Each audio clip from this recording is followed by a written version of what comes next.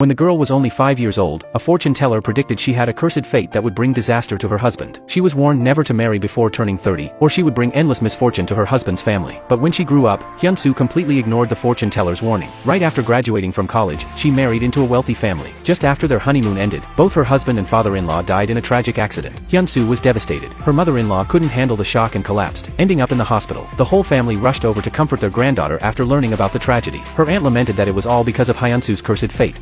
Unfortunately, her mother-in-law overheard this comment. She immediately blamed Hyunsoo for her husband and son's deaths. She even refused to let Hyunsoo attend her father-in-law's funeral. Only after Hyunsoo begged desperately did her mother-in-law soften. Her mother-in-law was so grief-stricken that she stopped eating and drinking. But that night, she discovered Hyunsoo eating heartily, showing no signs of being a woman who had just lost her husband. At that moment, all the rage building up in her mother-in-law's heart exploded. She kicked Hyunsoo out of the house. No matter how Hyunsoo knelt and begged, her mother-in-law remained unmoved. With nowhere to go, Hyunsoo helplessly returned to her parents' home. Her grandmother quickly understood what had happened when she saw Hyunsoo's pitiful state. Hyunsoo's husband and father-in-law had died in a boating accident while fishing at sea. Her father-in-law's body was quickly recovered, but her husband Yunho remained missing. So Hyunsoo went to the police station every day for updates. One day, she learned from the police that the search operation had been stopped. Her mother-in-law had given up looking for her son's body. Unable to accept this, Hyunsoo went to her mother-in-law, begging her to continue the search. But her mother-in-law believed that only by letting go could her son leave in peace. Poor Hyunsoo hadn't even registered her marriage with Yunho, so she had no legal right to demand the police continue searching. She had no choice but to give up through tears. Although her mother-in-law had heartlessly kicked her out, Hyunsoo still worried about her health. She brought home-cooked meals to her mother-in-law's door every day. But one day, she suddenly learned that her mother-in-law had sold the house and moved away without anyone knowing where. Hyunsoo was completely devastated. The string of blows became too much to bear. Her emotions spiraled out of control, and she suddenly felt a sharp pain in her abdomen. Her family rushed her to the hospital, where they discovered she was pregnant. Hyunsoo was overjoyed when she learned about the pregnancy. She immediately wanted to tell her mother-in-law the good news, but she couldn't find any trace of her mother-in-law's whereabouts. Although Hyunsoo couldn't find her mother-in-law, she still decided to have the baby despite her family's objections. 7 years passed in a flash. Through hard work, Hyunsoo became an excellent fashion designer. Her son grew up healthy under her careful care. Meanwhile, Hyunsoo's mother-in-law returned to Korea from the United States. She had reconnected with her first love abroad and successfully married into another wealthy family, becoming the wife of a top conglomerate, TS Group. Both mother-in-law and daughter-in-law thought they'd never see each other again. But fate had other plans when the lady's stepson Dojin unexpectedly crossed paths with Hyunsoo. It was the anniversary of Yunho's death. Hyunsoo brought her son to the seaside to pay respects. When her son got thirsty, she went to a convenience store to buy water. There, she unexpectedly ran into Dojin, who was also there accompanying his stepmother to commemorate Yunho. 7 years ago, Dojin had met Hyunsoo by chance and fell in love with her at first sight. But because Hyunsoo was deeply in love with Yunho, Dojin buried his feelings for her deep in his heart. 7 years later, when they met again, Dojin's feelings for Hyunsoo hadn't diminished at all. He struck up a conversation with her, but because Hyunsoo still couldn't forget Yunho, she just exchanged pleasantries with Dojin before leaving. Due to a timing difference, Hyunsoo and her mother-in-law never ended up meeting. One day, Hyunsoo rushed to TS Group for an interview. She discovered that the interviewer was actually her college classmate Sayla. Hyunsoo was delighted by this wonderful coincidence. But what she didn't know was that Sayla actually disliked her. Sayla had also liked Yunho in college, but he had ended up marrying Hyunsoo instead. To keep Hyunsoo out of the company, Sayla casually flipped through Hyunsoo's designs and told her to wait for notification. Hyunsoo remembered that Sayla's mother and her mother-in-law were high school friends, so she asked Sayla if she had any news about her mother-in-law. At that time, Hyunsoo's mother-in-law was actually the chairman's wife of the group. Sayla obviously knew this, but she didn't want Hyunsoo to connect with the chairman's wife, so she lied and said she didn't know the lady's whereabouts either. At that very moment, the lady was actually meeting with Sayla's mother at a restaurant. Sayla's mother desperately wanted her daughter to marry into a wealthy family, so she kept trying to flatter the lady, but her thoughtless mouth got her into trouble right away. She said the lady was so lucky, losing her husband and son but still managing to marry into wealth. When you think about it, that's not a bad deal at all. These words directly infuriated the lady. She picked up a glass of water and threw it in her face. The two completely fell out. After learning about her mother's foolish behavior, Sayla could only rush to the lady's house to apologize. The lady had no choice but to let her sit down. Just then, the chairman came home. Sayla actually told the chairman that the lady had invited her for dinner. This blatant lie disgusted the lady. At that moment, the conglomerate's youngest daughter Yojin came home, working in the HR department. She asked Sayla if she had seen Hyunsoo come for an interview. Hearing the familiar name, the lady was shocked. Sayla quickly lied that it was just someone with the same name. The lady didn't think much of it after hearing this. Soon it was the anniversary of Hyunsoo's father-in-law and husband's deaths. She brought her son Isong to pay respects. Isong wandered off while playing and happened to meet the lady, who had also come to pay respects to her husband. Isong called her grandmother right away. The lady didn't immediately understand what Isong meant. Just then, Hyunsoo came to call her son back. When the lady looked up, she saw her daughter-in-law whom she hadn't seen in 7 years. Both were incredibly moved to see each other. The lady also realized that Isong standing before her was her grandson. She deeply regretted abandoning Hyunsoo years ago and felt profound guilt toward Hyunsoo's family. Hyunsoo's grandmother invited the lady to stay with them. The lady felt awkward hearing this and had to reveal that she had remarried. Everyone was somewhat surprised, but the lady didn't tell them she was now the wife of a conglomerate chairman. After returning home, the lady told the chairman about reuniting with her in-laws. The chairman was happy happy for her and congratulated her on finding her own blood relative. However, the lady couldn't feel happy. The chairman's ex-wife had previously warned her that if she discovered the lady had her own blood relatives, she would stop at nothing to seize all the assets for her 3 children. Because of this, the lady could only temporarily keep her grandson's existence a secret from outsiders. Meanwhile, to prevent Hyunsu from joining the company, Sayla rejected Hyunsu's job application, claiming her designs didn't meet company requirements. But she never expected that with Dojin's help, Hyunsu still successfully joined the group. This made Sayla even more upset. 7 years ago, shortly after Hyunsu successfully married Yunho, Sayla turned her attention to Dojin. She had been eyeing the position of daughter-in-law in the conglomerate family ever since. To prevent Hyunsu from ruining her plans, Sayla lied to Hyunsu, saying she and Dojin had been dating for 7 years. She hoped Hyunsu would keep her distance from Dojin. Kind-hearted Hyunsu believed her and started deliberately keeping her distance from Dojin. At the same time, when the chairman learned that the lady was afraid to reveal her grandson because she was worried about his ex-wife, he immediately promised to protect the lady and her grandson with all his might. He promptly called a family meeting and announced the grandson's existence. The next day, to prevent Dojin and Hyunsu from getting together, Sayla spread rumors in the company. She said single mom Hyunsu would stop at nothing to seduce the conglomerate's second son Dojin. For a while, all the colleagues were very displeased with Hyunsu. Dojin found out about this. Without hesitation, he severely scolded the employees. This deeply moved Hyunsu. Meanwhile, to get revenge on the lady for throwing water on her, Sayla's mother contacted the chairman's ex-wife in a fit of anger. She revealed that the lady had found her daughter-in-law and grandson. The chairman's ex-wife, Cheon Tae-hwa, was a formidable character. She immediately flew back. Naturally, neither had a pleasant expression when they met. Cheon Tae-hwa couldn't understand how the lady found her grandson just 1 month after getting married. This situation clearly indicated deliberate concealment, obviously planning to use the grandson after marriage to compete with her children for the family fortune. Although Cheon Tae-hwa wasn't someone to mess with, the lady was equally fearless. She immediately retorted, telling Cheon Tae-hwa not to meddle in her family affairs and ordering her to leave. Cheon Tae-hwa knew her status wasn't appropriate for staying there, so after saying what she needed to say, she wisely left. To take down the lady, Cheon Tae-hwa had Sayla's mother take her to Hyunsu's house, but as soon as she got out of the car, she felt uneasy about the surroundings. A bad memory suddenly surfaced. 20 years ago, Cheon Tae-hwa had secretly gone on a date with her boyfriend behind the chairman's back. She ended up hitting a motorcycle with her car, killing the driver on the spot. The driver's wife saw what Cheon Tae-hwa looked like. Afterward, the driver's wife couldn't accept the reality and became mentally unstable. But every time she saw Cheon Tae-hwa, her emotions would inexplicably spiral out of control. The motorcycle driver and his wife were Hyunsu's father and mother. Cheon Tae-hwa arrived at Hyunsu's house. Not seeing Hyunsu at home, she handed an envelope of money to the grandmother, telling her to have Hyunsu take the money and leave with her child. But then Cheon Tae-hwa spotted Yunho's photo on the table. This reminded her of another past event she didn't want to remember. 7 years ago, to cover up the fact that she had killed someone with her car, she deliberately lured her boyfriend to the seaside and silenced him. Who knew that Yunho happened to pass by and witness this scene? To hide her crime, Cheon Tae-hwa bribed assassins to tamper with the fishing boat Yunho and his father were taking out to sea. This directly led to Yunho and his father perishing in the ocean. Learning that Yunho was the lady's son, Cheon Tae-hwa was scared out of her wits and fled in panic. Right after she left, Hyunsu returned home. Learning that the chairman's ex-wife had come to her door, Hyunsu couldn't help but worry about her mother-in-law and son's safety. Soon after, when the lady went to see her grandson, Hyunsu's mother told her she had seen Yunho on TV. The lady quickly asked what Yunho was doing at the time. Hyunsu's mother said he was sleeping, and there was a red flower pot by the bed. Because Hyunsu's mother had mental issues, the lady didn't take her in-laws' words seriously. Since no one believed what Hyunsu's mother said, she felt very frustrated. At that time, a TV station was holding an amateur singing competition. In her confusion, she thought that appearing on TV would help find Yunho, so she took her grandson to participate in the singing competition, desperately performing while holding up missing person flyers. This scene moved the production team. They decided to create a special missing person video. Hyunsu later learned that Dojin had signed her mother up for the show. She sincerely thanked Dojin. Hyunsu had always thought Dojin and Sayla had been in love for 7 years, so she told Dojin to treat Sayla well. Only then did Dojin realize why Hyunsu was keeping her distance. He quickly explained that they only knew each other and weren't dating. After hearing this, Hyunsu realized Sayla had been deceiving her all along. On the other side, jealous that Hyunsu and Dojin were getting close, Sayla deliberately sought out Cheon Tae-hwa. She told her about Hyunsu's cursed fate. Cheon Tae-hwa could hardly believe what she heard. She couldn't tolerate her son associating with such a woman. So that very day, she rushed to the company. She cornered Hyunsu as she was about to leave work. Without a word, she slapped Hyunsu across the face. She cursed Hyunsu as a shameless thing, using her looks to try to seduce a rich young master. Being suddenly hit made Hyunsu feel very wronged. Just then, Dojin walked in and witnessed the scene. Only when he heard them talking did Hyunsu realize they were mother and son. Cheon Tae-hwa never expected her actions would backfire. After being inexplicably humiliated by Cheon Tae-hwa, Hyunsu stayed far away from Dojin. Dojin, seeing the woman he liked trying to keep her distance, naturally wasn't pleased. So every day he stuck to Hyunsu like a shadow. This resulted in them getting stuck in the company's revolving door, making quite a scene. Watching them play around at the entrance made Sayla extremely jealous. So she started making things difficult for Hyunsu at work. Using her position as team leader, she assigned Hyunsu to clean the dirty, messy warehouse. Hyunsu had no choice but to comply. Just as Hyunsu was struggling to move heavy items, Dojin came in like a shadow to help. He insisted on staying there to help her organize the warehouse. Because of Dojin's persistent spirit, their relationship eased somewhat. Unexpectedly, the lady happened to witness this scene when she came to the company. Only then did she realize her former daughter-in-law was working at her husband's company. Seeing Hyunsu and her stepson Dojin laughing and talking, She also realized that Dojin liked Hyunsu. For a moment, she didn't know how to handle this relationship. The company was holding a new product launch that day. When Sayla learned that both the lady and Hyunsu would be at the event, she deliberately sent Hyunsu to the sample room to get merchandise to prevent the mother-in-law and daughter-in-law from meeting. Then she locked Hyunsu in the warehouse. Hyunsu discovered the door was locked and cried out for help, but got no response. Seeing the meeting was about to start, Hyunsu tried to force the door open. Who knew she'd accidentally knock over a shelf, with the metal frame falling straight toward her. On the other side, Dojin discovered Hyunsu was missing and couldn't contact her. Learning she was in the sample room, he ignored the upcoming meeting and chose to look for Hyunsu. But when he opened the door, he froze. Hyunsu arrived at the conference room in a disheveled state, just as she was about to explain being locked in the sample room. Before she could speak, Cheon Tae-hwa appeared at the venue. Everyone was stunned. It turned out Cheon Tae-hwa had conspired with her eldest son Sungjin to swallow up the group as investors. Only then did the chairman realize his eldest son had betrayed him. The chairman got so angry he fainted on the spot. This forced the launch event to be suspended. Sayla, afraid Hyunsu would discover she had locked her in the warehouse, panicked and decided to delete the surveillance footage. But she found Hyunsu walking out of the surveillance room. Hyunsu couldn't understand why her former classmate would stab her in the back. At that moment, Sayla stopped pretending. She told Hyunsu she had also secretly loved Hyunsu's husband Yunho in college, but Hyunsu had gotten there first. Now the Dojin she'd liked for 7 years was entangled with Hyunsu again. How could she swallow this anger? If Hyunsu was smart, she shouldn't stay in the same company. At that moment, the former good classmates completely fell out. To be with Dojin, Sayla came to the house again to find the chairman. She told him that Hyunsu and Dojin already had bad rumors circulating in the company. She stated bluntly that the two absolutely couldn't be together. At that time, the chairman didn't know Hyunsu was the lady's former daughter-in-law. The lady's heart couldn't help but panic, thinking Sayla was going to tell the chairman about Hyunsu's identity. But ultimately Sayla didn't say it. She only said Hyunsu was a single mom with a cursed fate who killed her husband. The chairman understood that Sayla had pursued Dojin for 7 years without success. He decided to have both sets of parents arrange a marriage between her and Dojin. Sayla was thrilled to get the result she wanted, but she also realized the lady hadn't told the chairman about Hyunsu. However, what Sayla didn't expect was that to gain higher status, Sayla's mother agreed to Cheon Tae-hwa's proposal to have Sayla marry Sungjin instead, thereby seizing the chairman's position at the company. Meanwhile, when Hyunsu's mother went out, she was accidentally pulled into a nursing home tour group.